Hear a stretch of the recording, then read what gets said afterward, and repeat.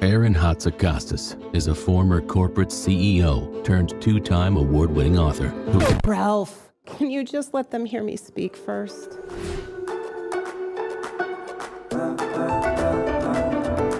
The working world is tough right now. That's your number one priority. Focus on the people, but you're torn, right? Because then every day you're spent growing the business, meeting your numbers, reporting out your stuff.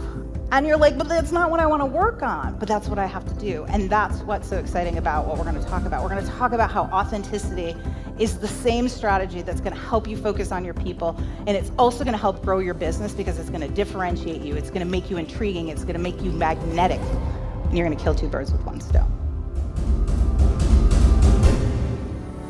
First of all, most employees are burnt toast, but it's not why most people think. Because here's the truth. People don't hate their jobs. They hate the junk. Because how do you have two-way communication when you're just the field and you have to deal with the home office? But don't worry, somebody says we'll just circle back on that. We'll just circle back. But wait, no, maybe if we just pivot. Let's just pivot. And then what happens when you go to lean in? And we talk about the same things.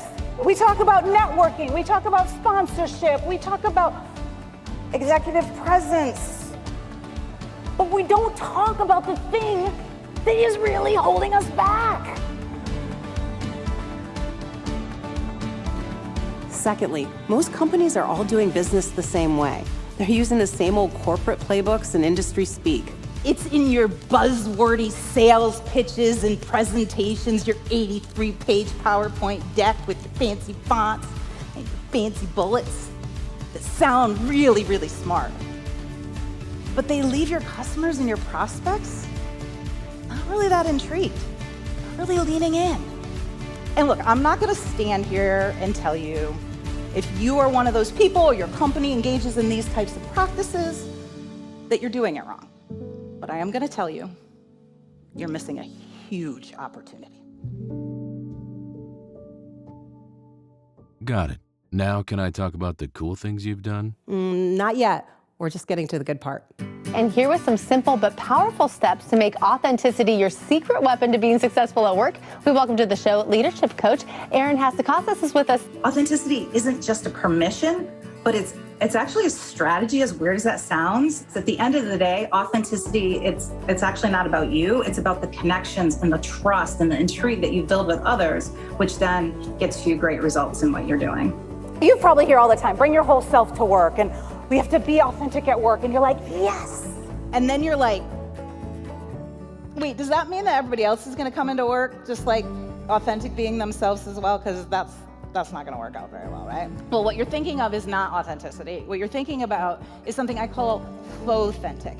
And faux-authentic's definition is bringing your whole poopy self to work. That's not what we're talking about. It's about exposing who you are when people least expect it in the service of others. Authenticity is something you do so that you can create connection and trust and intrigue. You can wake people up from their bad dream of going through the motions. Because what happens when somebody is authentic? You're like,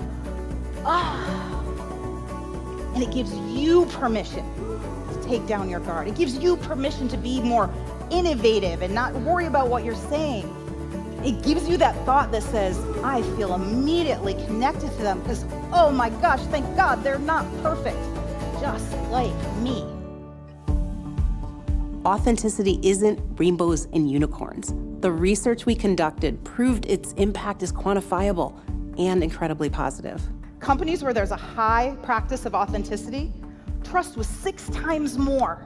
So what that means is, if you're not authentic and you're a leader, your people are maybe trusting you on like a Thursday. But if you're authentic, they're trusting you on Monday, Tuesday, Wednesday, Thursday, Friday, Saturday. And the best part about Sunday, they're not even thinking about you. But let's be real here. All this is for naught if people don't have tangible actions they can take to practice authenticity. My 6 principles of strategic authenticity framework does just that. It gives them tangible actions they can take immediately so they can start using authenticity as their strategic advantage. Authenticity is not about being.